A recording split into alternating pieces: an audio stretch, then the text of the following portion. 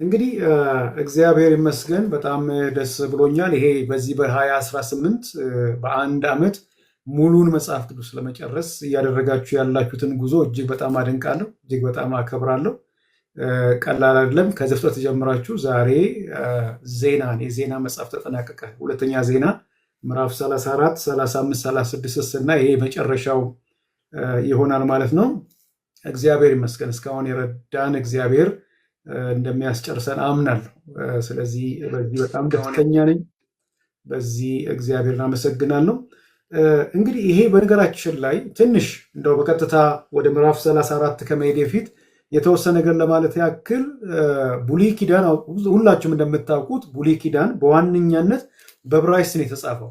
ጥቂት በአረማይክ የተጻፉ ክፍሎች ቢኖሩም በዋነኛነት የተጻፈው በዕብራይስጥ ነው እና በዕብራይስጡ መጽሐፍ ቅዱስ ዘፍጥረት የመጀመሪያው መጽሐፍ ሲሆን ዜና የመጨረሻው መጽሐፍ ነው። ይሄ የብሉይ ኪዳን የመጨረሻው መጽሐፍ ነው።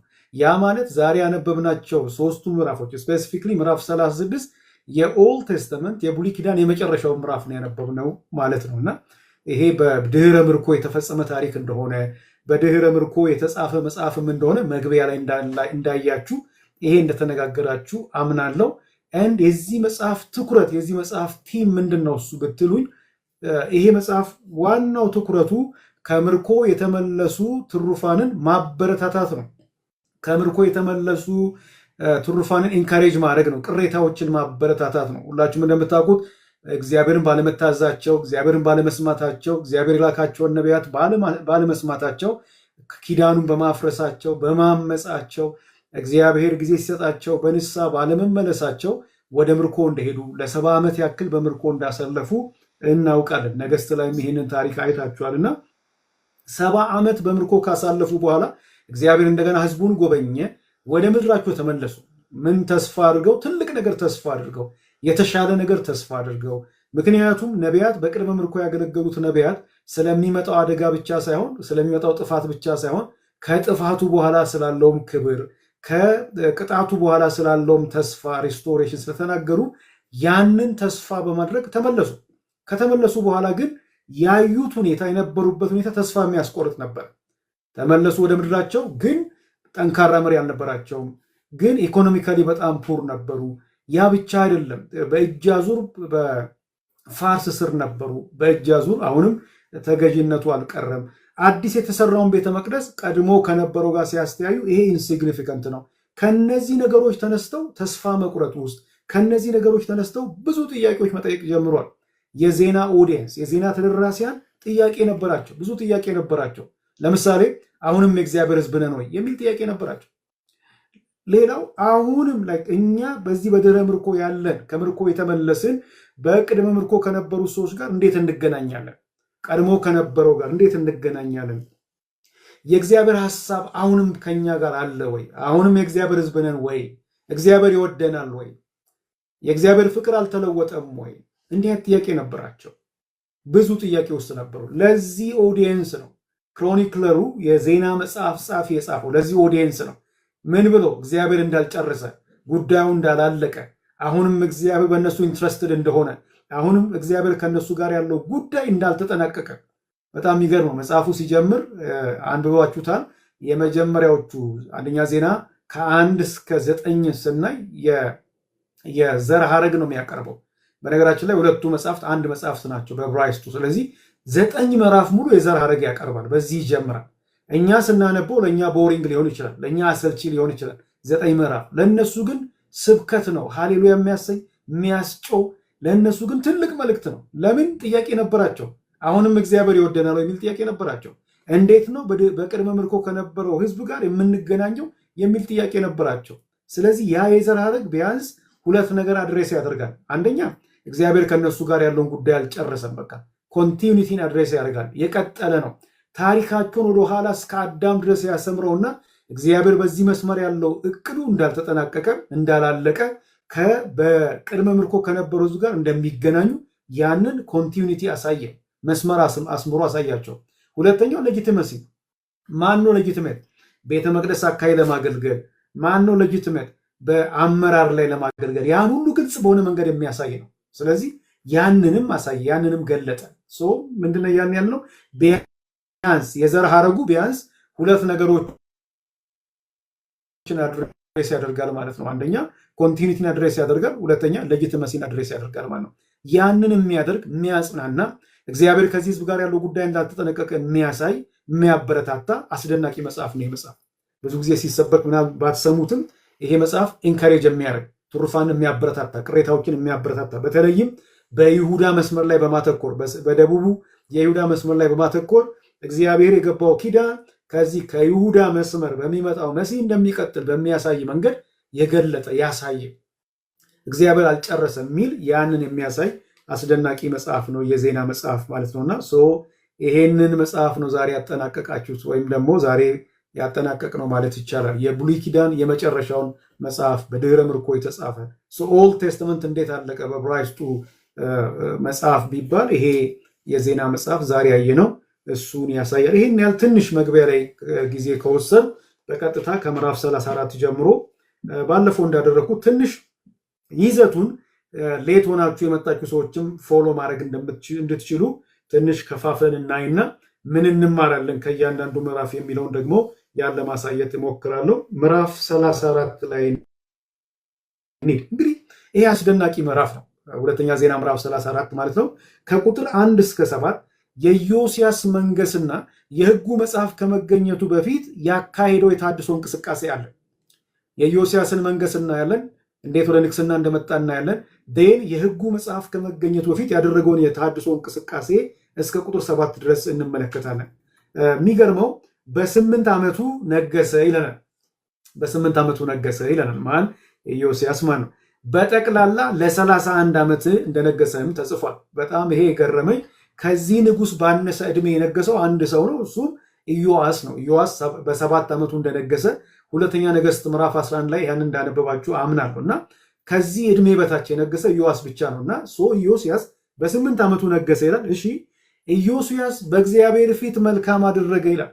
በዳዊት መንገድ ሄደ ይላል። ይሄ ሰመሪ ኦፍ ሂዝ ላይፍ ህይወቱን፣ አገልግሎት፣ ዘመኑን ሁሉ ሰመራይዝ አድርጎ የሚያቀርብ በእግዚአብሔር ፊት መልካም የሆኑ አደረገ። በነገራችን ላይ በይሁዳ በጠቅላላው ወደ 20 ነገስታት ነግሷል። ከዚያ ውስጥ 8 አካባቢ የሚሆኑት ብቻ ናቸው መልካም እንዳደረጉ የተጻፈው። ሌሎቹ በክፉ እንዳደረጉ የተጻፈውና ከነዛ መካከል አንዱ ኢዮስያስ ነው። በእግዚአብሔር ፊት መልካም የሆነውን ነገር አደረገ፣ ወደ ቀኝም ወደ ግራም ሳይል በአባቱ በዳዊት መንገድ ሄደ ይለናል።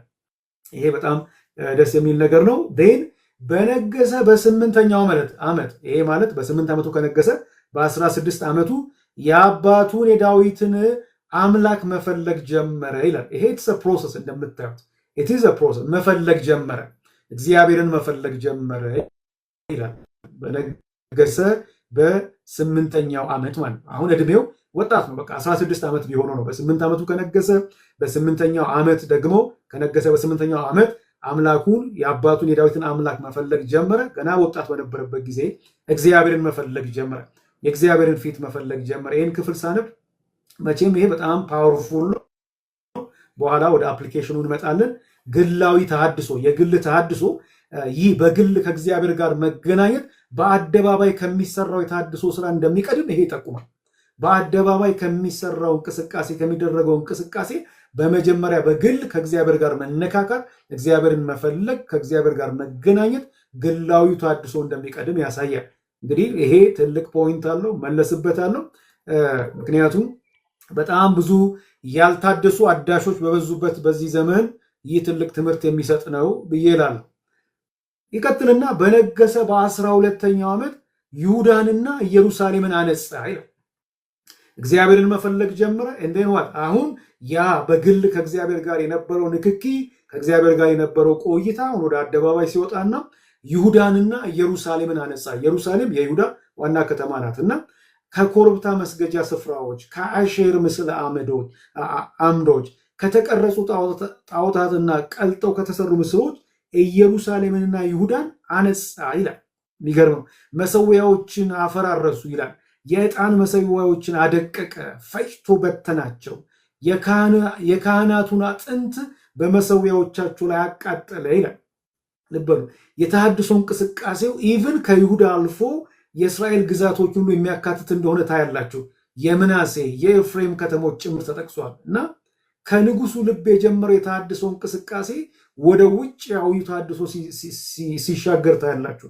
ሌሎችን ወደ ማደስ እንዴት እንደተሻገረ ይሄንን ማስተዋል እንችላለን እና እዚህ ውስጥ በጣም በተደጋጋሚ ቅድም ሲነበብም እየሰማው ነበርና አነጻ፣ አፈራረሱ፣ አደቀቀ፣ በተነ፣ አነካከተ፣ እንዲህ ያደረገ የሚላቸው ቃላቶች በጣም ልቤን ሲይዙ ነበርና ይህ አገላለጽ በራሱ የኢዮስያስን ቅናት ያሳያል። የኢዮስያስን ይሄ ቁጣ፣ ቁጭቱን፣ ለእግዚአብሔር መቆሙን፣ ለእግዚአብሔር ነገር መቅናቱን፣ እየሆነ ባለው በሚያየው ነገር በጣም መቆጣቱን ያሳያል። ይሄ የተወላገደውን፣ የተበላሸውን፣ የተጣመመውን ያንን ነገር ሲመለከት ዝም ማለት አለመቻሉን፣ ቁጣውን ትመለከታላችሁና ይሄ መቼም ይሄም በራሱ ትልቅ እውነት ነው። እንመጣበታለን። ምን ማለት ይቻላል? የተበላሸን፣ የተወላገደን፣ የወደቀን፣ የፈራረሰን ትክክል ያልሆነን ነገር እያዩ ምንም አለመሆን፣ ምንም እንዳልተፈጠረ ድንዝዝ ብሎ መቀመጥ ጤና አይደለም፣ ጤንነት አይደለም። ይሄና መንፈሳዊ ሰው የእግዚአብሔር ቤት ቅናት ሊኖረው ይገባል። ኢዮስያስ ቅናቱን ታያላችሁ በዚህ ውስጥ ኢቭን ኤክስፕሬሽኑ በጣም የሚገባ አደቀቀ፣ በተነ፣ አነካከተ፣ አነሳ፣ አጸዳ፣ አቃጠለ እንዲህ ምናምን እያለ ይናገራልና ይሄ this is very interesting። ሌላኛው ትንሽ ሀሳቤን ያዝ ያደረገ ጉዳይ ነው። ከ1 እስከ 7 ያን ያነሳል። ከ8 እስከ 18 ምን ሆነ ቀጥሎ? የቤተ መቅደሱ መታደስና የሕጉ መጽሐፍ መገኘት እዚህ ውስጥ ቀርቧል። ከቁጥር 8 እስከ 18 ማለት ነው። ይሄን ሁለት ቦታ ልትከፍሉ ትችላላችሁ። ከ8 እስከ 13 የቤተ መቅደሱን መታደስ ይተርካል። ቤተ መቅደሱ እንዴት እንደታደሰ ይተርካል። ከቁጥር 14 እስከ 18 ደግሞ የሕጉን መጽሐፍ መገኘት ይነግረናል። የሕጉ መጽሐፍ እንዴት እንደተገኘ ይነግረናል። ትንሽ ይሄንንም የተወሰነ ነገር ልበልበትና ከ8 እስከ 13 ኢዮስያስ በነገሰ በ18ኛው ዓመት ምድሪቱንና ቤተ መቅደሱን ካነጻ በኋላ የአምላኩን የእግዚአብሔርን ቤተ መቅደስ ይጠግኑ ዘንድ ሰዎች እንደላከ ታያላችሁ። እዚህ ውስጥ ሳፋን ተጠቅሷል። ማዕሳይንና ኢዮአክን ይላል እና እነዚህን ሰዎች ወዴት ላከ? አሁን ቤተ መቅደሱን እንዲያድሱ ከዚህ ከ8 እስከ 18 ላይ የቤተ መቅደሱ መታደስና የሕጉ መጽሐፍ መገኘት የሚለውን አነሳ። መጀመሪያ የቤተ መቅደሱን መታደስ ነው አሁን የሚተርከው። በነገሰ በ18ኛው ዓመት ምን አደረገ? ምድሪቱን ቤተ መቅደሱን ካነጻ በኋላ የአምላኩን ቤተ መቅደስ ይጠግኑ ዘንድ ሰዎች እንደላከ ታያላችሁ። እንደው ተከተሉ። እድሜውን እስቲ በደንብ ይሁት። በ8 ዓመቱ ነገሰ። ወጣት ሳለ በ16 ዓመቱ በነገሰ በ8ኛው ዓመት ማለት ነው እግዚአብሔርን መፈለግ ጀመረ። በ18 ዓመቱ በነገሰ በ12ኛ ዓመት ማለት ነው ይሁዳንና ኢየሩሳሌም አነጻ ይላል። በ26 ዓመቱ በነገሰ በ18ኛ ዓመቱ ማለት ነው ቤተ መቅደሱን እንዲጠግኑ እነዚህም መልእክተኞች ላከ ይላል። ሶ ያንግ ቤተ መቅደሱ አሁን ደግሞ ቤተ መቅደሱ ወደ ማጽዳት፣ ቤተ መቅደሱን ወደ መጠገን ሲሻገር ታያላችሁ እና እዚህ ውስጥ ታሪኩን ስናነብ የተሰበሰበውን ገንዘብ፣ ስጦታዎችን በታማኝነት እንዴት እንዳስተዳደሩ ይነግረናል። ገንዘቡ ቤተ መቅደሱን ለጠገኑት ላደሱት ተከፈለ ይለናል። አናጢዎችና ግንበኞች ድንጋይ፣ እንጨት እንዲገዙ ገንዘብ ተሰጣቸው ይለናል። እዚህ ጋር በጣም የገረመኝ ነገር ገንዘቡ ስራውን በትክክል ሊሰሩ ለነበሩ ሰዎች እንደተሰጠ እንደተከፈለ ያሳያል። በገንዘብ አያያዝ አጠቃቀም የነበራቸው ታማኝነት የሚያስቀና ነው። በጣም በሚያስቀና መንገድ ነው እሱም የቀረበው እና ሰዎቹም ስራውን በታማኝነት አከናወኑ ይላል። ቁጥር 12 ላይ ሰዎቹም ስራውን በታማኝነት አከናወኑ ይላል። ገንዘብ ማኔጅመንቱ የሚገርም ነው። ገንዘቡ የተከፈሉ በትክክል ስራው ላይ የነበሩ ሰዎች እንደሆነ ታያላችሁ። በታማኝነት ስራውን ሰሩ ይላል። ሌዋውያን ስራውን እንዴት ሲቆጣጠሩ እንደነበረ ተጽፏል። ሁሉም ባለው ችሎታ በተመደበበት ስፍራ ስራውን እንዴት ሲወጣ፣ ስራውን በአግባቡ እንዴት ሲያከናውን እንደነበረ ተጽፏል እና ይሄም ትልቅ ትምህርት ሰጪ ነው። በእግዚአብሔር ቤት ስራ ውስጥ ሁሉም ድርሻ እንዳለው ያሳያል። ሁሉም ድርሻ አለው።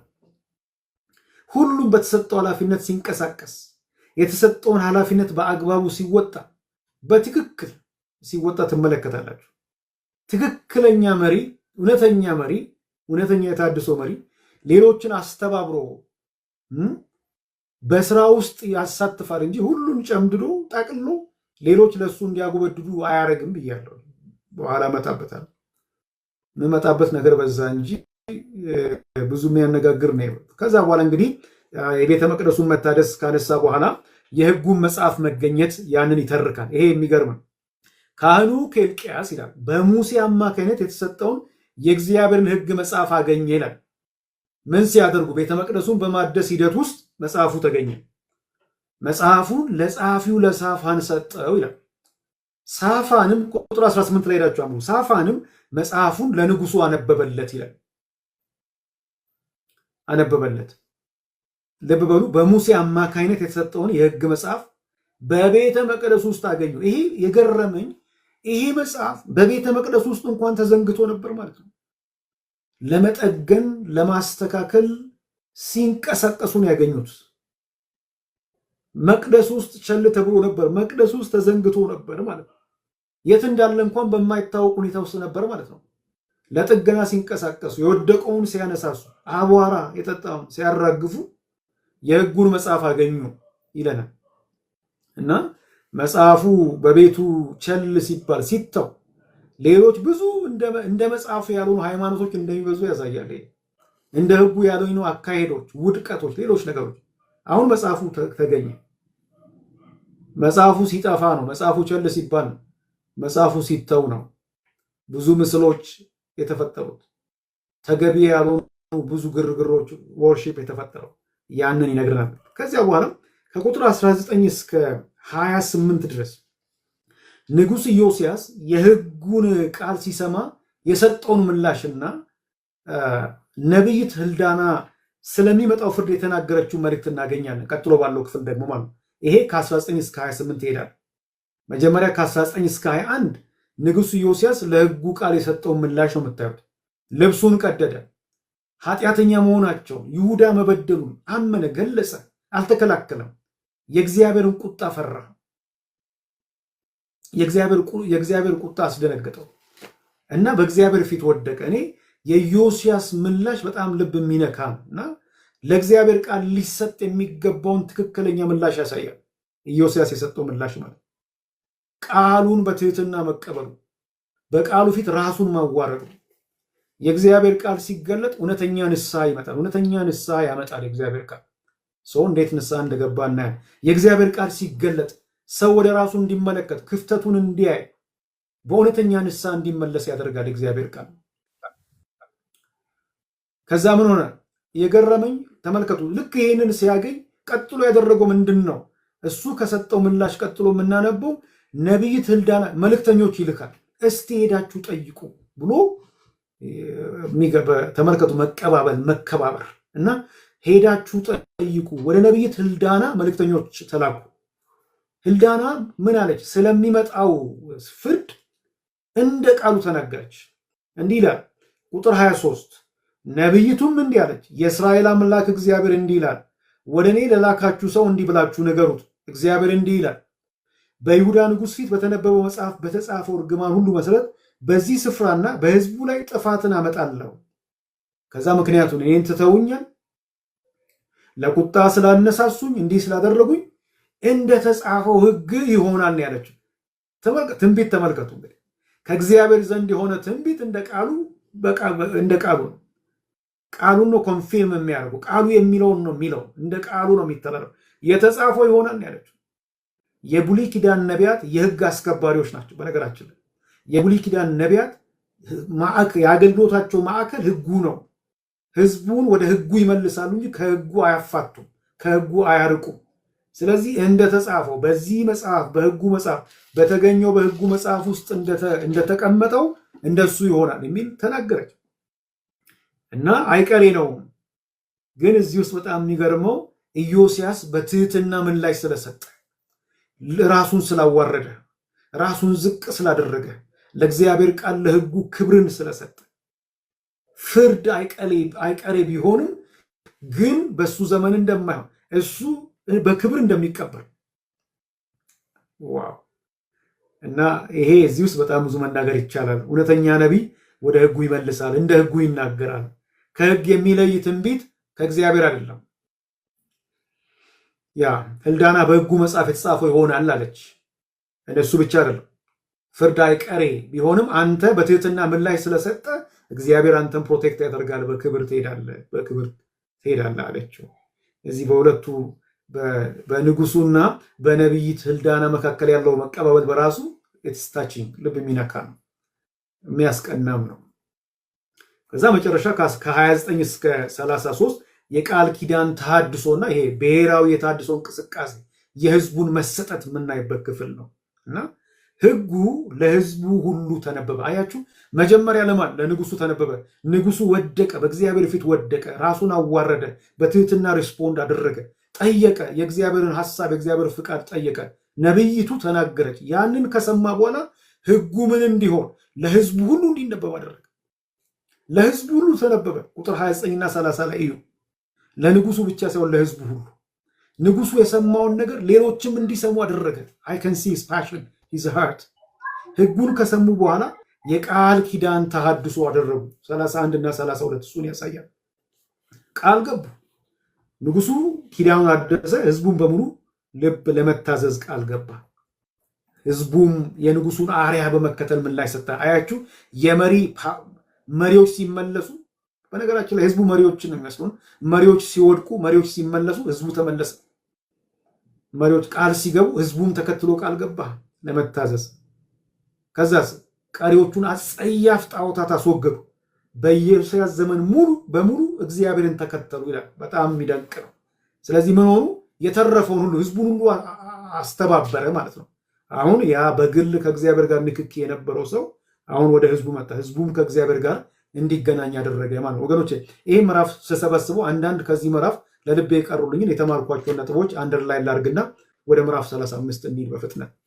አንደኛ፣ እግዚአብሔር በሙሉ ልብ የሚፈልጉትን ወጣቶች ይጠቀማል። መንፈሳዊ ብስለት በዕድሜ አይገደብም። ይሄንን ማለት እንችላለን ከዚህ ምዕራፍ ተነስተን ማለት ነው። ኢዮስያስ በ8 ዓመቱ የነገሰ በወጣትነቱ እግዚአብሔርን መፈለግ የጀመረ መሆኑን አይተናል።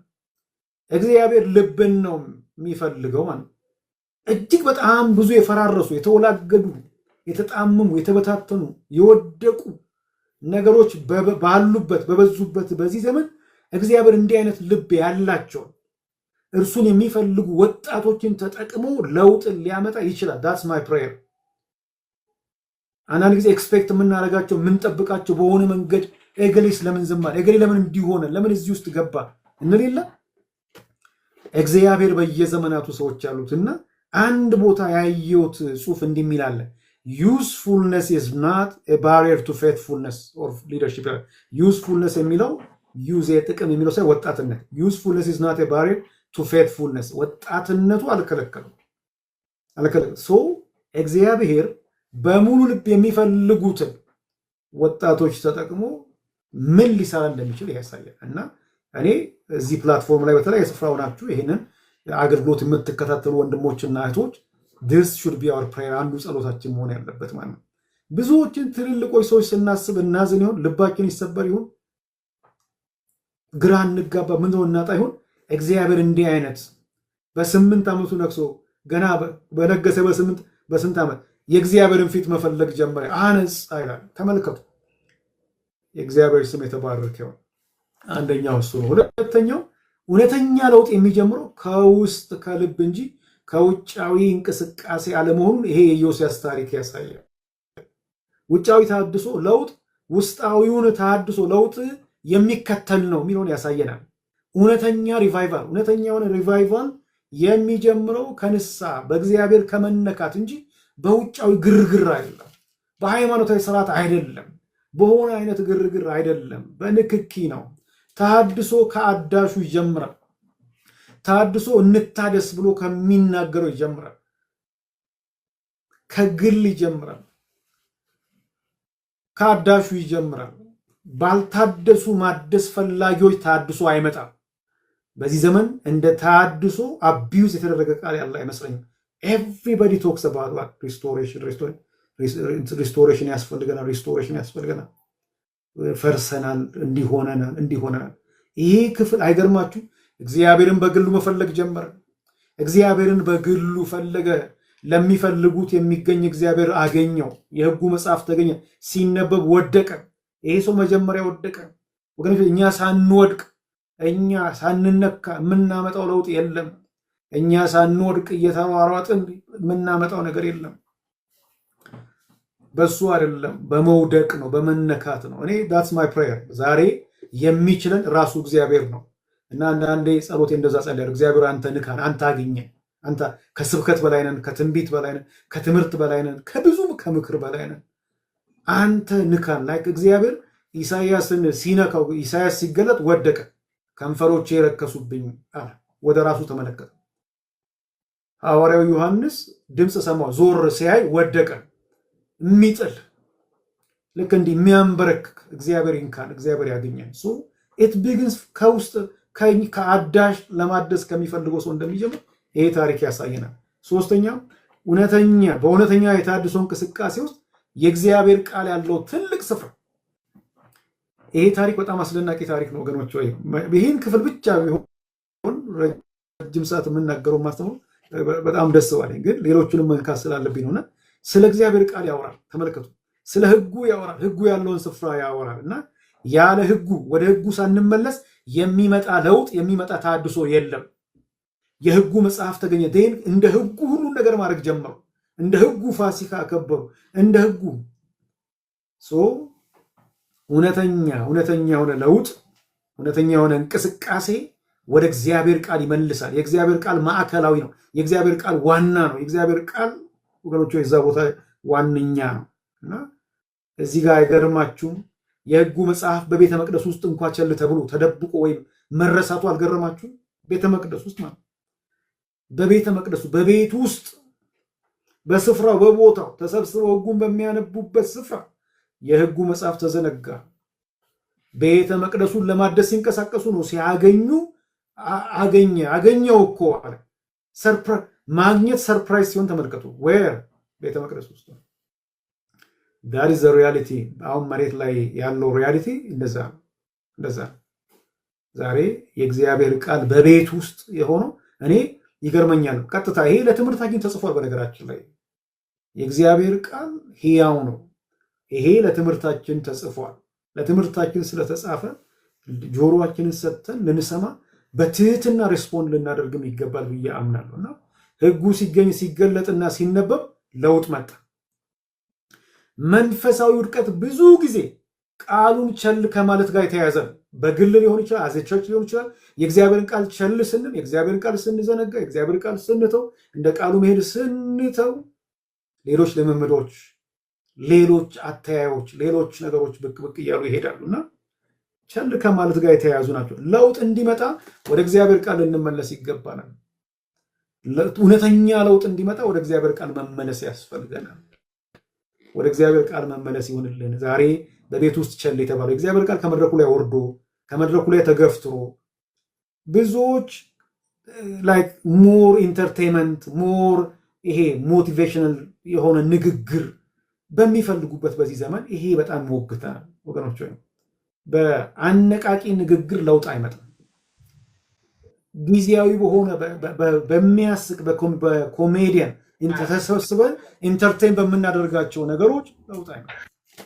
ይሄ ወደ ቦታው ይመለስ፣ ወደ መድረኩ ይመለስ፣ ወደ ቤታችን ይመለስ። ዋና ይሁን፣ የህይወታችን ዋና ይሁን፣ ሕጉ የህይወታችን ዋና ይሁን። እሺ ትንሽ ልጨምርላችሁ እዚህ ምዕራፍ ላይ። አራተኛ መንፈሳዊ መሪዎች ለቃሉ ትልቅ ስፍራ አላቸው። በትህትና ለቃሉ ምላሽ ይሰጣሉ። ይሄ በጣም ኢምፖርታንት ነው። በትክክል ለውጥ እንዲመጣ የሚናፍቁና የሚተጉ በእንቅስቃሴያቸው ውስጥ ቃሉ ማዕከላዊ ስፍራ አለው።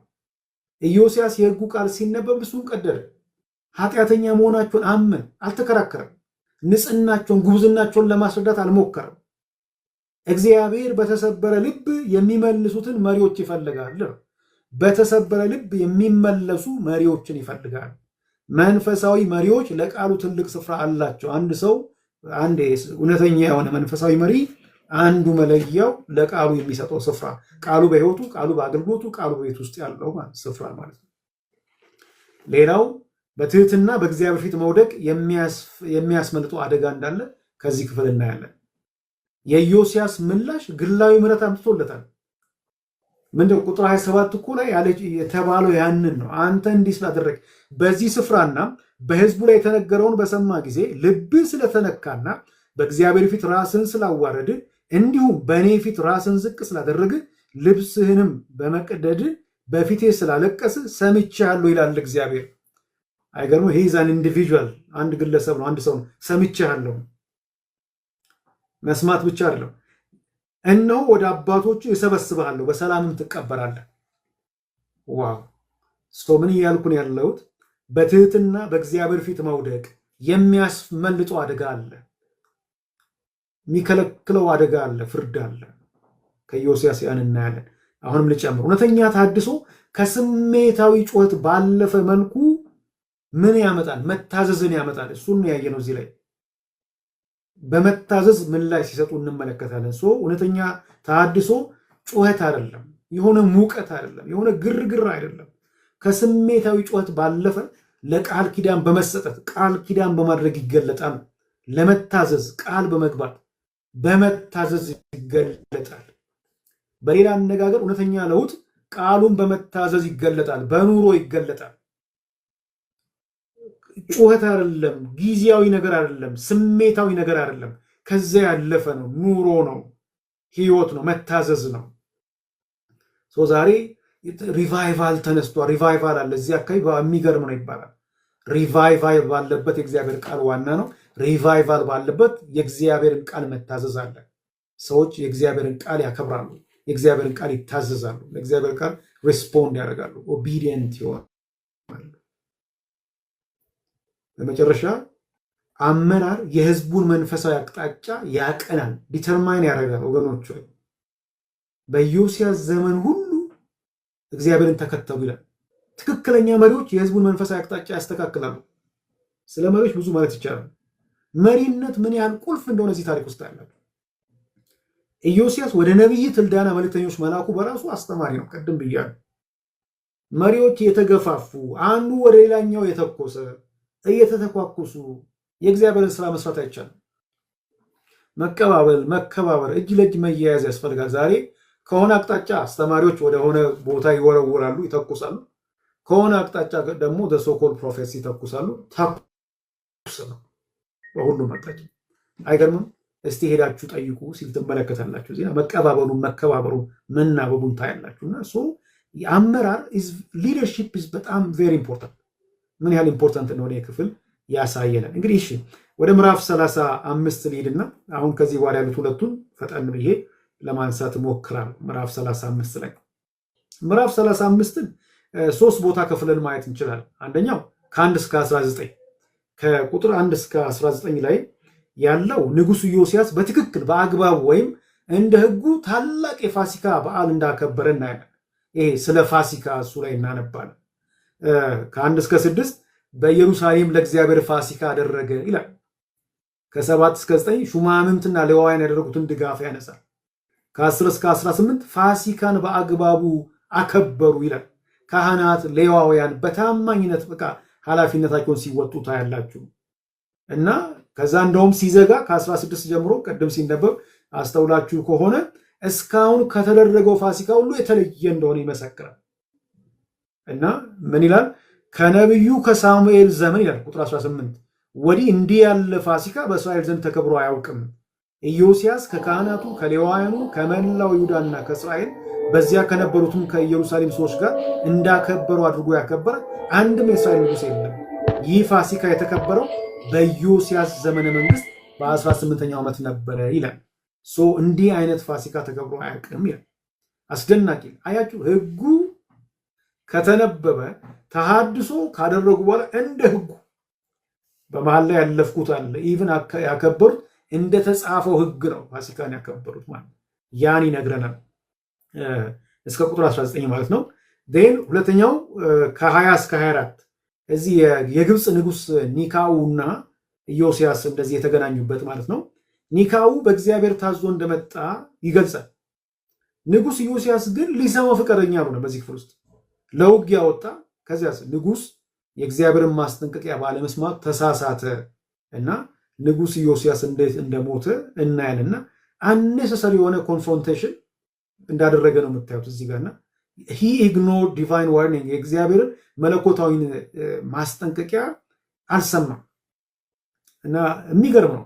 ምዕራፍ 34 ላይ ሲያስደምመን የነበረው ኢዮስያስ ንጉስ ኢዮስያስ ሲያስደንቀን የነበረው ንጉስ ኢዮስያስ በዚህ ምዕራፍ የእግዚአብሔርን ማስጠንቀቂያ ባለመስማቱ እንዴት እንደተሳሳተ ያላችሁ። ታማኞች የሆኑ መሪዎች ሊሳሳቱ እንደሚችሉ የታሪክ ያሳያል። ኢቨን የተጨበጨበ ዋው የሚያስብሉትም ቴንደንሲ እና አልመሰለውም። በዚህ ሰው በኩል ይመጣል ብሎም የጠበቀ አይመስለኝም። ለዚህም ይመስለኛልና ሲሪየስሊ አልወሰደም። ከዚህ የተነሳ እንዴት ወደ ውጊያ ወጣ፣ ራሱን ቀይሮ ልብሱን ቀይሮ ወደ ውጊያ ወጣ። ከዚያ በውጊያ መካከል እንደ ሞተ እናያለን እና የደረሰበትን ነገር እናያለን። ግን ልክ በተነገረው መሰረት ቀጥሎ ከቁጥር 25 እስከ 27 ስናይ ሶስተኛው ክፍል ማለት ነው ብሔራዊ ሐዘን ያደርጋሉ። ከዛ የኢዮስያስን ሌገሲ ሰመራይዝ አድርጎ ያቀርባል። ብሔራዊ ሐዘን አደረጉለት። ቁጥር 25 ላይ ኤርሚያስ ለኢዮስያስ የሐዘን እንጉርጉሮ ግጥም ጻፈለት ይላል። ወንዶችና ሴቶች ሙሾ አውራጆች ሁሉ እስከ ዛሬ ድረስ በዚህ ግጥም ኢዮስያስን ያስታውሱታል ይላል። ይህም በእስራኤል የተለመደ ሆኖ በለቅሶ ግጥም መጽሐፍ ተጽፏል። በኢዮስያስ ዘመነ መንግስት የተከናወነው ሌላው ድርጊትና በእግዚአብሔር የሕግ መጽሐፍ በተጻፈው መሰረት የተከናወነው መንፈሳዊ ተግባር ከመጀመሪያው እስከ መጨረሻው ያደረገው ሁሉ በይሁዳና በእስራኤል ነገሥታት መጽሐፍ ተጽፏል ይላል። በአጠቃላይ ምዕራፍ 35 እንዲህ 3 ቦታ ከ1 እስከ 19 ከ20 እስከ 24 እና ከ25 እስከ 27 አድርገን 3 ቦታ ከፍለን መመልከት እንችላለን። ከዚህ ክፍል ውስጥም አንዳንድ እውነቶችን ፖይንት አውት ላድርግ በፍጥነት። አንደኛ እውነተኛ አምልኮ እንደ እግዚአብሔር ቃል የሆነ አምልኮ ነው። እውነተኛ አምልኮ በእግዚአብሔር ቃል ሼፕ የተደረገ አምልኮ ነው። we need to align our worship with scripture ነው እያልኩ ያለው። ለምን ተመልከቱ፣ አነጹ፣ አጸዱ፣ ተጠገነ፣ ምን ሆነ፣ ኮሚትመንት አደሱ። ከዚያ እዚህ ጋር ልክ በሚገርም መንገድ ከዚህ በፊት ከሳሙኤል ጊዜ ጀምሮ እንዲህ አይነት ሆኖ እንደማያውቅ ያነሳልና ወደ ህጉ ስንመለስ እንደ ህጉ ሲሆን ሁሉ ነገር ያኔ ወርሺፓችን፣ ያኔ ጋዘሪንጋችን፣ ያኔ ተሰብስበን የምናደርገው ሁሉ ፓወርፉል ይሆናል፣ ያኔ ትክክል ይሆናል። ለዚህ ነው እዚህ ምን ያልኩት እውነተኛ አምልኮ እንደ እግዚአብሔር ቃል የሆነ አምልኮ ነው። በተነበበው ህግ መሰረት ስላደረጉ አስደናቂ የሆነ ፋሲካ እንዳደረጉ ይሄን እናያለን። ሁለተኛ እውነተኛ የሆኑ መንፈሳዊ መሪዎች ለአምልኮ እንቅፋት የሚሆኑ ነገሮችን ያስወግዳሉ። አሁንም መሪዎች ላይ ያተኩራል። አስፈላጊውን ድርሻቸውን ይወጣሉ ነው፣ ድጋፍ ያደርጋሉ ነው። መሪዎች ያላቸውን ስፍራ እዚህ ውስጥ ማየት እንችላለን። እውነተኛ መሪዎች የሚጫወቱት ሚና። ሌላው የገረመኝ እዚህ ውስጥ እግዚአብሔርን በማገልገል ውስጥ ኤክሰለንስ እና ኦርደር ምን ያህል አስፈላጊ እንደሆነ ይህ ምዕራፍ ያሳያል። ልቀት፣ ስርዓት፣ ኤክሰለንስ እና ኦርደር በጣም አስፈላጊ እንደሆነ ካህናት፣ ሌዋውያን፣ መዘምራን፣ በር ጠባቂዎች እንዲህ ይላል። ሁሉም በተሰጣቸው ድርሻ በአግባቡ እግዚአብሔርን አገለገሉ። ያን ይነግረናል። አገልግሎት እንደ አንድ ግለሰብ ሁሉን ነገር የሚያደርግበት አይደለም። ጠቅልሎ ሁሉን የሚፈጽምበት አይደለም። ሁሉም በተሰጠው ጸጋ የሚሳተፍበት ነው። ይሄ ኦርደሩ ደስ ብሎኛል። በር ጠባቂ ለመዘመር ሲታገላቸው ወይም ደግሞ ሌላኛው ይሄ እርስ በርስ ሲገፋፉ ሲቀመሙ ማታዩምና ሁሉ ሂዱ ካህናት፣ ሌዋውያን፣ መዘምራን፣ ጠባቂዎች እያለ ሁሉም በተሰጣቸው ድርሻ እንዴት ፓርቲሲፔት እንዳደረጉ ይነግረናል። ሌላው እዚህ ላይ መጨመር የምፈልገው በመንፈሳዊ ነገር ላይ መድረስ፣ ጫፍ መድረስ ቀጣዩን እርምጃ ከመመርመር ዲዘርን ከማድረግ ሊያግደን አይገባም። በተለይ ይህንን የምለው ከምዕራፍ 34 ጋር እያይዤ ነው። ከምዕራፍ 34 ጋር ተያይዞ ስንመለከት አንዱ ይሄንን አስተውላል። በመንፈሳዊ ነገር ጫፍ መድረስ ቀጣዩን እርምጃ ከመመርመር ሊያቆመን አይገባም። ምናልባት እዚህ ጋር ኢዮስያስ ያደረገው የተሃድሶ እንቅስቃሴ ስታዩ ያደረገውን ታላቅ ያከበረውን ታላቅ የፋሲካ በዓል ስትመለከቱ ከዚህ ከስኬቱ ቀጥሎ ነው ይሄን የምናነበው። ምዕራፍ 34 ላይ ያየነው ኢቭን እዚህ ምዕራፍ 35 ላይ እንደዚህ አይነት ፋሲካ ተደርጎ ተከብሮ አያውቅም ተብሎ ቀጥሎ የምናነበው ግን ኔግሌክት አደረገ። ኒካው ያለውን ነገር አልተቀበለም እና ይሄ በጣም ሌላው ያስደነገጠኝ ነገር ነው ወገኖች። ይህንን መቼም ብዙ ብያለሁ እዚህ ላይ ባለፈው አንደኛ ነገሥት ላይ ስንነጋገር ብዙ ይሄንን አንስተናል። በተለይ የሰለሞንን የመጨረሻ ጊዜያት አይተን ማለት ነውና ከታላቅ ስኬት በኋላ ወደ ውድቀት የሚያመራ ፈተና መጣበት ይሄ ሰው ወደ ውድቀት እና የወላችሁ የትላንቱ ታማኝነት ለዛሬ ኢትስ ናት ጋራንቲ ማለት ነው። ስናት ጋራንቲ። ዛሬም ታማኝነት ከኛ ይፈልጋል። ዛሬም በታማኝነት ሪስፖንድ ማድረግ ከኛ ይፈልጋል። ረጅም ዓመት መቆየት ኢዝናት ጋራንቲ። ይሄን ያለመት አብረን ቆይ ኢዝናት ጋራንቲ ዋስትና። ሌላው የእግዚአብሔርን ማስጠንቀቂያ መናቅ፣ ኢግኖር ማድረግ አደገኛ ከባድ ዋጋ እንደሚያስከፍል ከዚህ ውስጥ አይቻልም። በዚህ አልጨርስም። የኢዮስያስን አንድ ልጨምር። የመንፈሳዊ ሰው ህይወት ትራጂካሊ አብቅቶ በቃ ትራጂክ በሆነ መንገድ አብቅቶ ግለሰቡ እንደተከበረ ታሪኩ እንዳስተማረ ለብዙዎች እንደተረፈ ሊቀጥል ይችላል። ኢቭን አልታዘዘም እዚህ ጋር። ቀጥሎ ግን የምታዩት ግጥም ተገጠመለት፣ እንደዚህ ሆነ፣ እንዲህ ያደረገው ሁሉ ተጽፎ የለምን ይላል። በእግዚአብሔር የሕግ መጽሐፍ በተጻፈው መሰረት ያከናወነው መንፈሳዊ ተግባር ከመጀመሪያ እስከ መጨረሻ ያደረገው ሁሉ በይሁዳና በእስራኤል ነገስታት መጽሐፍ ተጽፏል ይላል። እግዚአብሔር ይመስገን። አይገርምም? so a godly life can end tragically yet remain honorable ይላል። አንድ ሌላ ጽሑፍ ላይ ያገኘሁት ላይ ነው እና ትራጂካሊ አልቆም ግን ሆኖረብል የሆነ አይነት ነገር እናያለን። 36ን ባጭሩ ይህ ምዕራፍ እንግዲህ የዜና መጽሐፍ የመጨረሻው ምዕራፍ ነው። አሁን በጥንቃቄ ስሙ። ይሄ የዜና መጽሐፍ የመጨረሻው፣ በሌላ ቋንቋ በዕብራይስጡ መጽሐፍ ቅዱስ መጽሐፈ ዜና የመጨረሻው መጽሐፍ ከሆነ ሁለተኛ ዜና ምዕራፍ 36 የብሉይ ኪዳን የመጨረሻው ምዕራፍ ነው እና ይወላል ዜና አንደኛ ዜናና ሁለተኛ ዜና አንድ መጽሐፍ እንደሆነ ቅድም አንስቻለሁ። በዕብራይስጡ መጽሐፍ ውስጥ አንድ መጽሐፍ ነው። ወደ ግሪኩ ሲተረጎም ሰባ ሊቃናት ለመጀመሪያ ጊዜ ሁለት ቦታ የተከፈለውና አንደኛ ዜና ላይ ሲጀምር እንዳያችሁት መጽሐፈ ዜና እስከ አዳም ድረስ የዘር ሐረጉን ወደኋላ ያያይዛል። ያ በራሱ ምንን ያሳያል? ብሉይ ኪዳን በዜና መጽሐፍ መጨረሱ በቃ ሙሉን የብሉይ ኪዳን ታሪክ አጠቃሎ የሚያሳይ እንደሆነ ያሳያል። ከአዳም ጀምሮ እስከ ድህረ ምርኮ ያለውን ነው የሚያሳየው ማለት ነው። ፍጥረት ለምን እስከ አዳም ስለሄደ ስለ ፍጥረት አለ። መንግስት፣ የእስራኤል መንግስት፣ የይሁዳ መንግስት፣ በተለይ የይሁዳ መንግስት ላይ ያተኩራል የዜና መጽሐፍ። ከዛስ ምርኮ፣ ስለ ምርኮ ይናገራል። ከዛ በምርኮ አላለቀም። ከምርኮ የመመለስ ተስፋ ሰጥቶ ያልቃል። ከፍጥረት ጀምሮ ከአዳም ጊዜ ጀምሮ ከምርኮ በመመለስ ተስፋ ያልቃል ማለት ነው እና ይሄ በራሱ አስተማሪ ለኔ ቁጭ ብዬ ሳይ ብሉይ ኪዳን የሚያልቀው በምርኮ ሳይሆን በተስፋ ነው። ከምርኮ በመመለስ ተስፋ ነው። ምዕራፍ 36 ላይ አሁን ስናይ እንዴት እንደተማረኩ ለምን እንደተማረኩ ይነግራል። እሱ ጋር ግን አልጨረሰም። የተሃድሶ የመመለስ ተስፋ ሰጥቶ ያቆማል። በእሱ ነው ያቆመው። እንግዲህ ይህንንም ምዕራፍ እንደዚህ መከፋፈል ትችላላችሁ። ከ1 እስከ 14 አራት የይሁዳ የመጨረሻዎቹን ነገስታትና ፈጣን የሆነ ውድቀታቸውን አሳዛኝ የሆነ ፍጻሜያቸውን ያቀርባል። ከ1 እስከ 14 ቅድም ሲነበብ ሰምተናል። በቅደም ተከተል አንደኛ ኢዮሐዝን ያነሳል። ኢዮሐዝ 3 ወር ነው የገዛው። ቀጥሎ ኢዮአቄምን ያነሳል። 11 ዓመት እንደገዛ እናያለን። ከዛ ኢዮአኪንን ያነሳል። ይህም ሰው 3 ወር ከ10 ቀን 3 ወር አካባቢ ነው የገዛው። ከዛ ሰዴቅያስን ያነሳል። ቁጥር 11 እስከ 12 ማለት ነው። ይሄ 11 ዓመት ነው የገዛው። ከ1 እስከ 14 የመጨረሻዎቹን የይሁዳ አራት ነገስታት እና በቃ ፍጥነቱ ራሱ ይሄ ፖለቲካል አንስታቢሊቲ ምን ያህል እንደነበር ያሳያል። መቀያየራቸው 3 ወር 11 ዓመት 3 ወር 11 እንዲህ ያለበት መንገድ ማለት ነው። ቀጥሎ ከቁጥር 15 እስከ 16 ምክንያቱን ያቀርባል። የአባቶቻችሁ አምላክ እግዚአብሔር ለሕዝቡና ለማደሪያው ስላዘነ መልእክተኞቹን ይልክ ነበረ።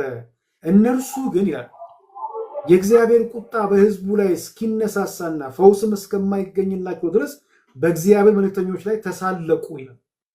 ቃሉን ናቁ፣ ነቢያትን አቃለሉ። ስለዚህ እያለ ይቀጥላል። የውድቀታቸው ምክንያት የእግዚአብሔር ፍርድ እንዲሁ ድንገት የሆነ አይደለም።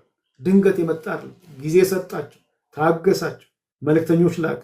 ግን የእግዚአብሔርን የማያቋርጥ ምሕረት ናቁ። የህዝቡ የማይቋርጥ ተቃውሞ፣ አመፅ አይቀር የሆነውን ውጤት እንዴት እንደመጣ ታያላችሁ። ቀጥሎ ከቁጥር 17 እስከ 21 የፍርዱን ተፈጻሚነት ነው የምናነበው። የኢየሩሳሌም መውደቅና ምርኮ ተተርኳል። ወታደራዊ ወረራ አደረጉ። ቁጥር 17 ላይ ሄዳችሁ የቅዱሳት ዕቃዎችን አወደሙ። 18 ነው። ከተማዋን ቤተ መቅደሱን አፈራረሱ፣ አወደሙ። ወገኖቹ በጣም የሚያሳዝን ነው። ቤተ መቅደሱ የእግዚአብሔር በሕዝቡ መካከል መሆን ምልክት ነው። የእግዚአብሔር በሕዝቡ መካከል መገኘት ማሳያ ነው፣ ምልክት ነው። እግዚአብሔር ከሕዝቡ ጋር ነው። ግን የእግዚአብሔር ሕዝብ ባለመታዘዙ፣ ሕጉን ቸል በማለቱ፣ ከእግዚአብሔር ፊቱን በማዞሩ፣ እግዚአብሔር ነቢያትን ሲልክ ነቢያትን ባለመስማታቸው ቁጥር 15 16 ሳነብ ሰምታችኋል። ተሳለቁ ይላል። በእግዚአብሔር መልእክተኞች ላይ ተሳለቁ፣ ቃሉን ናቁ ይላል። ነቢያትን አቃለሉ ይላል። ይህንን በማድረጋቸው እግዚአብሔር ለጠላቶቻቸው አሳልፎ ሰጣቸው። ከተማዋ በጠላቶቻቸው ቁጥጥር ስር ወደቀች። መቅደሱን አፈረሱ፣ አወደሙ። በቤተ መቅደሱ ውስጥ የነበሩትን ቃል መፈጸም፣ ምድሪቱ የሰንበት ረፍት ሆነላት ይላል። ይሄ በጣም የገረመኝ ዘሌዋውያን 26 34 እና 35 ላይ እንዲህ ካልታዘዛችሁ ብሎ የተነገረ ነገር ነበር። ካልታዘዛችሁ እግዚአብሔር አሳልፎ እንደሚሰጣቸውና ምድሪቱ የሰንበት ረፍት ሆነላት ይላል። በጣም የሚያስደነግጥ ነው። ኤርምያስም ላይ ይሄ ያሰባል።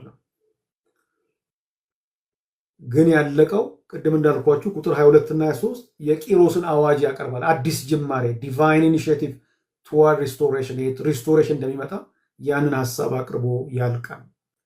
እንግዲህ ከዚህም ከምዕራፍ 36 ብዙ ልቤ የነኩኝ የቀሩኝ ነገሮች አሉ። አንዳንዶቹ አንዱ እግዚአብሔርና ሕጉን ያለማቋረጥ መቃወም ወይም ባለመታዘዝ መጽናት ወደ ቅጣት ያመራል። እግዚአብሔር በተለያዩ ጊዜያት መልእክተኞች፣ ነቢያት ቢልክላቸውም ሕዝቡ ሊሰማ ፈቃደኛ አልነበር።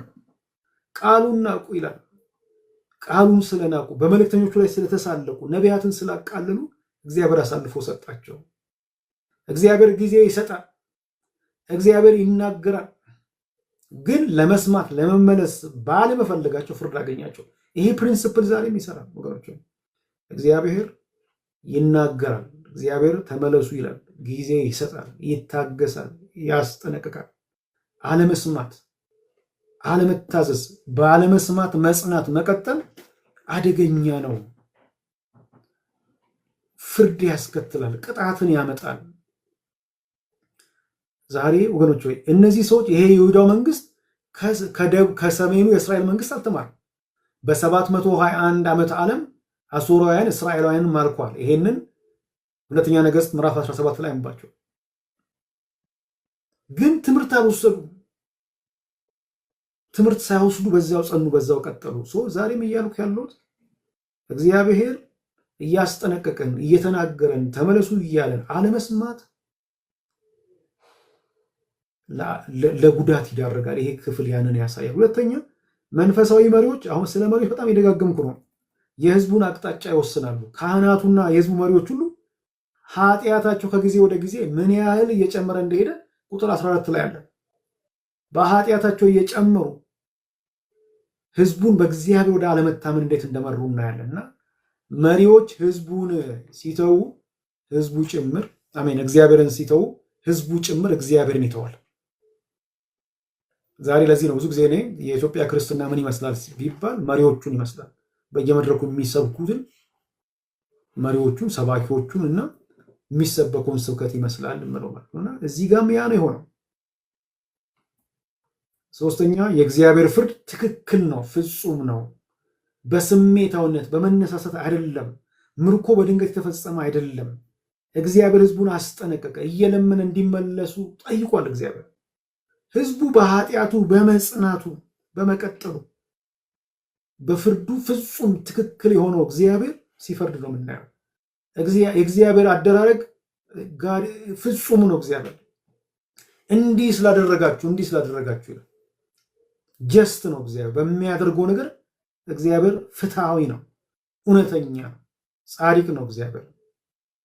ሌላው አለመታዘዝ ከእግዚአብሔር ጥበቃ ከእግዚአብሔር ከለላ ውጪ በማድረግ ለጠላት ያጋልጣል። ተመልከቱ፣ የአምልኮ ስፍራን ያጡት።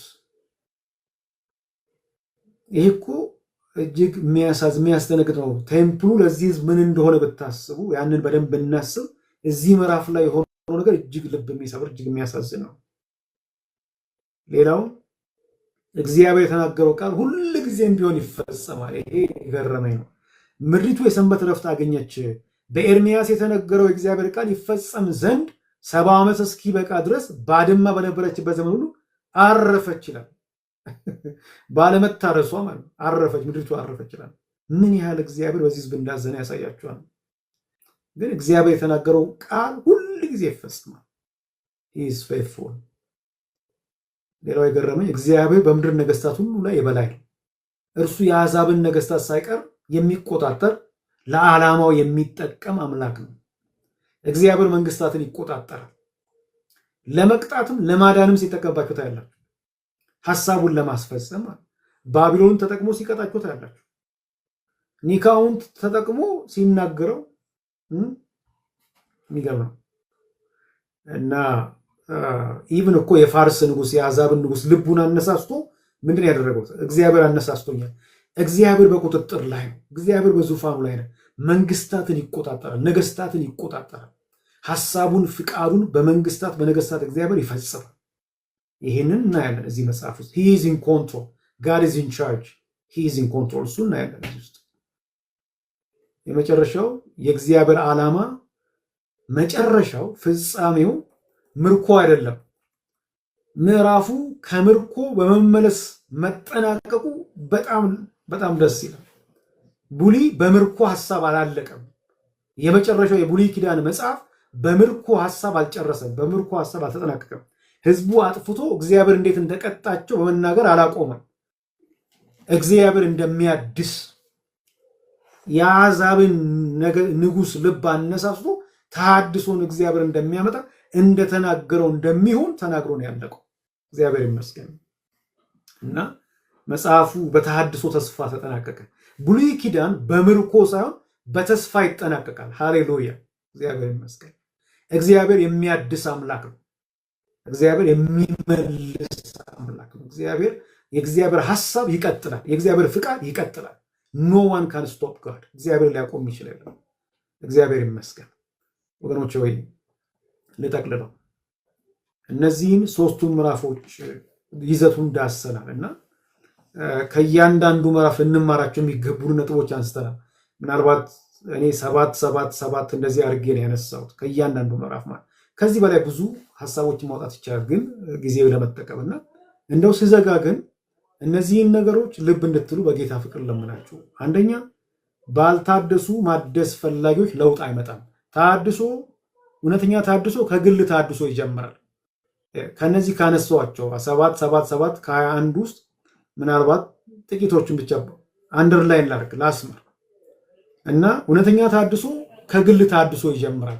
ግላዊ ተሐድሶ ከማህበራዊ ታድሶ ይቀድማል። ከእግዚአብሔር ጋር መነካካት መገናኘት እውነተኛ ለውጥ ያመጣል።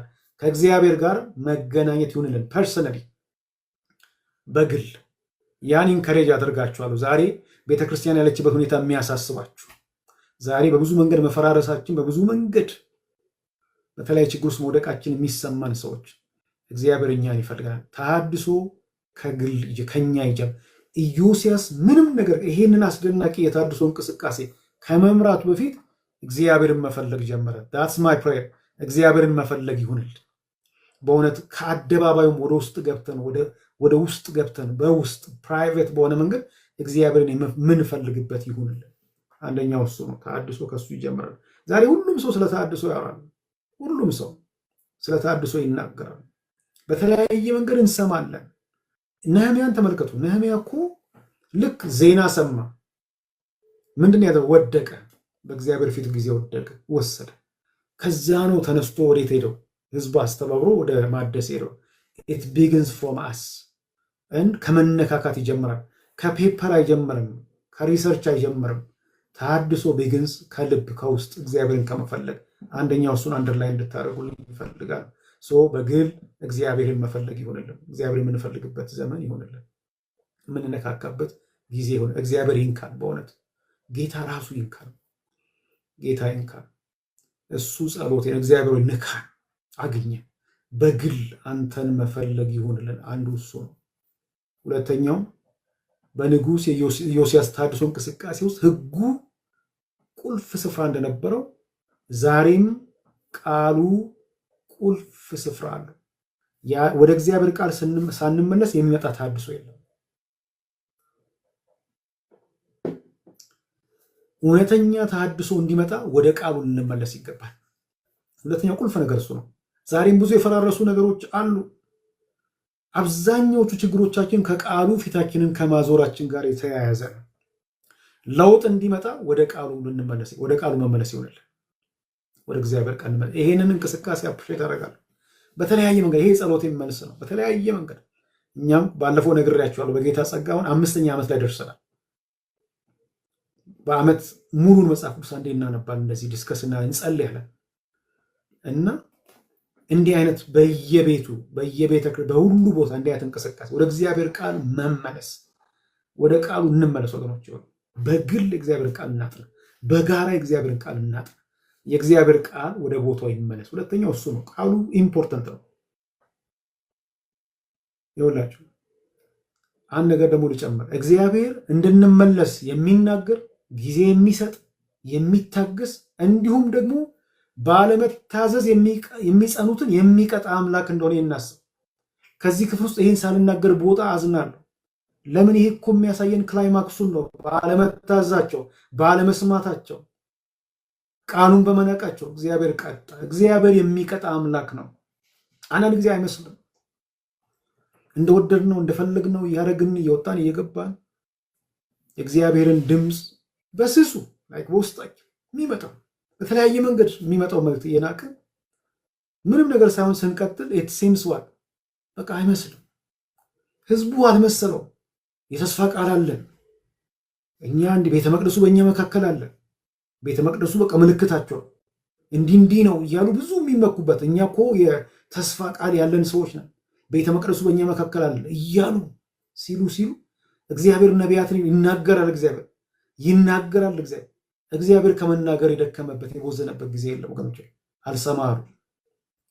ዛሬም በብዙ መንገድ እግዚአብሔር የተናገረ፣ በብዙ መንገድ እግዚአብሔር ያስጠነቀቀ። የጌታን መንፈስ እያሳዘነን ይሆን? በስውር የምንለማመደውን ኃጢአት እግዚአብሔር ተው ሲለን ሲታገሰን፣ ስንቶቻችን ባለመስማት ልምምዱን ቀጥለን ይሆን? እጅግ የሚምር አምላክ ዛሬም ይጣራል። ከአጸያፊ ተግባሮቻችን እንድንመለስ፣ ከክፋት ከተንኮል እንደ ቃሉ ካልሆነ ልምምድ እንድንመለስ ዛሬም እግዚአብሔር ይጣራል። አለመስማት አደገኛ ነው። አለመስማት ነቀላቸው ከሀገራቸው። አለመስማት ቤተ መቅደሱ እንዲፈርስ እንዲቃጠል አደረገ። አለመስማት ለጠላቶቻቸው አልፎ እንዲሰጡ አደረጋቸው። እግዚአብሔርን ባለመስማት ወገኖች ሆይ የእግዚአብሔር ቅጣት አያገኘን። አሜን። ይሄ ቀላል ነገር አይደለም።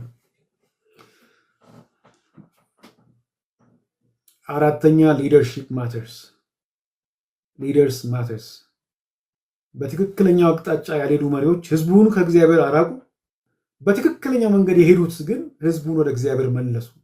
እኔ አሁን ይሄ ጸሎቴ ነው። እግዚአብሔር ወጣቱን ዮስያስን ተጠቅሞ የሰራውን ስራ ስመለከት ዛሬም እግዚአብሔር እባክህ ከአንተ ጋር ንክኪ ያላቸው እንዲህ ብዙ ያልተነካኩ ቸርች ፖለቲክስ የማያውቃቸው እንዲህ አይነት ሰዎችን እግዚአብሔር አስነስሶ ታላላቆቹን እንዲያሳፍር። እኔ አንድ ጊዜ ምህረት ታደርጉልኛላችሁ፣ ይቅርታ ታደርጉልኛላችሁ። አንድ ትልቅ በቃ ኢንፍሉዌንሺያል ሊደርስ ተብለው ትልቅ ስብሰባ ነበር። እዛ ስብሰባ መካከል ነበርኩ። ምናልባት ወደ 300 እንደዚህ አካባቢ የምንሆን የቤተክርስቲያን መሪዎች ቁጭ ብዬ አስብ የነበረው ብዙ ይወራል። ሁሉም ሰው ለማውራት እጅ አውጥቶ ሀሳብ ለመስጠት በቃ ፈጣን። ሁሉም ሰው ሀሳብ አለው፣ የሚያወራው ነገር አለው። እና ቁጭ ብዬ አንድ ነገር አስብ ነበር። ምናልባት እኮ ይሄ አሁን እዚህ ያለው ቲም ኢንክሉዲንግ ማይሰልፍ እዚህ ያለው ቲም ዞር ቢል ቤተክርስቲያን ደህና ልትሆን ትችላለች። ያንን አስብ ነበር ቁጭ ብዬ እና አንዳንዴ እንዲህ እግዚአብሔር እንደ ኢዮስያስ በ8 ዓመታት ስንት መሪዎች ከሱ ፊት እኮ ተነስቷል። ያው ታሪኩን አንብባችኋል እናንተ። እንዲህ አይነትን ወጣቶች አስነስቶ እግዚአብሔር ለውጥ ዘንድሮ የሚያምጣ የተነካኩ የሚያነካኩ የሚያጋጩ የሚያነካኩ አይደለም፣ የሚያጣሉ አይደለም፣ የሚያነካኩ አይደለም። ግን ከጌታ ጋር ተነካክተው ከጌታ ጋር እንድንነካካ ሰፈራችን እንድናጸዳ ራሳችን እንድናስተካክል የሚያደርጉ ማለት ነው። መቀባበል፣ መከባበር፣ ሌሎችን ማሳተፍ፣ ቃሉን መውደድ ዋና ማድረግ፣ እንቅፋቶችን ለይቶ ማስወገድ። እንዲህ አይነት መሪዎችን እግዚአብሔር ይስጠን። የመጨረሻው 5ኛ ነው። ይሄ ከ3ቱም የተውጣጡ ማለት ነው። የእግዚአብሔር ዓላማ ማዳን ማደስ እንጂ ማጥፋት አይደለም። እግዚአብሔር ይመስገን ዛሬም ሲናገረን ከጠላት የሆነ ድምፅ ያሸማቅቃቸዋል፣ ያጠፋል፣ ተስፋ ያስቆርጣቸዋል። ከእግዚአብሔር የሆነ ድምፅ ግን ይመልሳል። ዓላማው ማዳን ነው። እግዚአብሔር ዛሬም ሲናገረን እግዚአብሔር ሊያሸማቅቀን፣ ሊያሳንስ፣ ሊያሳፍር አይደለም እና ማደስ እንጂ ማጥፋት አይደለም የአምላኬ ዓላማ። ህዝቡ ባለመታዘዝ ምክንያት ያገኘው ፍርድ በዝርዝር በጥልቀት ቢቀርብም መጽሐፉ የዘጋው ወንድ ነው። በመመለስ ተስፋ ነው። ሃሌሉያ! የሚመልስ የሚምር እግዚአብሔር የሚቀጣ አምላክ ብቻ ሳይሆን የሚያድስም አምላክ ነው። ያድሳል እግዚአብሔር ይመስገን። የመታደስ ተስፋን ይሰጣል እግዚአብሔር እና ለእኔም የመዝጊያ ጸሎቴ የሚሆነው እግዚአብሔር እውነተኛ ተሐድሶ ወደ ቤተክርስቲያን ያምጣ። እውነተኛ ተሐድሶ ወደ ህይወታችን ያምጣ፣ ወደ ቤተክርስቲያን ያምጣ። በግልም በህብረትም የምንታደስበት ጊዜ ይሆንልን። የጌታ ጸጋ ይብዛላችሁ። ተባረኩ።